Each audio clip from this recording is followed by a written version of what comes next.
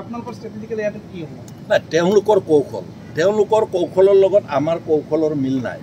আমি তেওঁলোকৰ বিপৰীতে ইলেকশ্যন খেলোঁ গতিকে তেওঁলোকে কি কৌশল লৈছে কি আলোচনা কৰিছে আমাৰ লগত কৰি আলোচনা কৰা তেওঁলোকে কৌশল লোৱা নাই গতিকে ভাৰতীয় জনতা পাৰ্টিৰ তেওঁলোকৰ এটা একেবাৰে সাংঘাতিক ধৰণে ৱেল অৰ্গেনাইজ পলিটিকেল পাৰ্টি তেওঁলোকৰ সৰ্বভাৰতীয় ৰাজনৈতিক দল টকাই পইচাই ক্ষমতাই এতিয়া নতুনকৈ শুনিছোঁ বিটিআৰত কি কাৰণত নাজানো প্ৰত্যেকটা বুথত 15জনীয়া কিবা যুৱ বাহিনী গঠন কৰিব সেই যুৱ বাহিনীটো কি কাৰণত গঠন কৰিব আজিৰ দিনটোত কিন্তু প্ৰশ্নবোধক চিন যিয়ে নহওক সেই যুৱ বাহিনীটো গঠন কৰি তেওঁলোকে সম্পূৰ্ণ শক্তিৰে নিৰ্বাচন খেলিব বিচাৰিছে গতিকে তেওঁলোকৰ ষ্ট্ৰেটেজি তেওঁলোকে কৰিছে আমাৰ ষ্ট্ৰেটেজি আমি কৰিছোঁ মই ভাবোঁ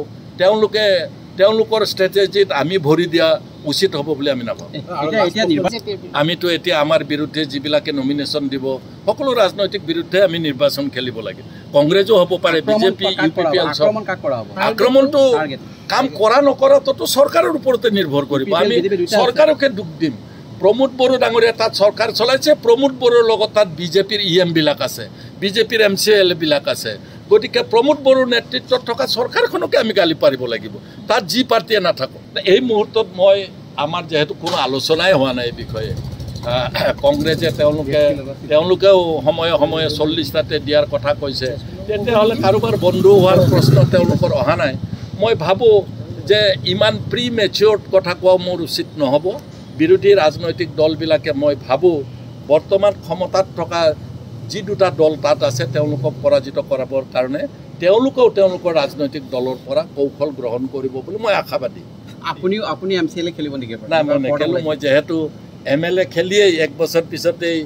MP খেলিলোঁ এজন মানুহে 3-4টা 5 বছৰত নিৰ্বাচন খেলাটো সম্ভৱ নহয় মোৰ বাহিৰে বাকী MLA বাকী ex-MLA তেওঁলোকে প্ৰায়বিলাকে আমাৰ নিৰ্বাচন খেলিব না যেহেতু কমিটি এখন বনাই দিছে এই মুহূৰ্তত মই সংখ্যাটো ক'ব নোৱাৰিম আৰু কমিটিখনে ফাইনেল কৰিব 3জনীয়া কমিটি এখনে GSPৰো কমিটি তাত আমাৰ হীৰা হৰণা ডাঙৰীয়া নিজেও আছে গতিকে তেওঁলোকে আলোচনা কৰি আছে নিশ্চয় ফলপ্ৰসূ ৰিজাল্ট ওলাব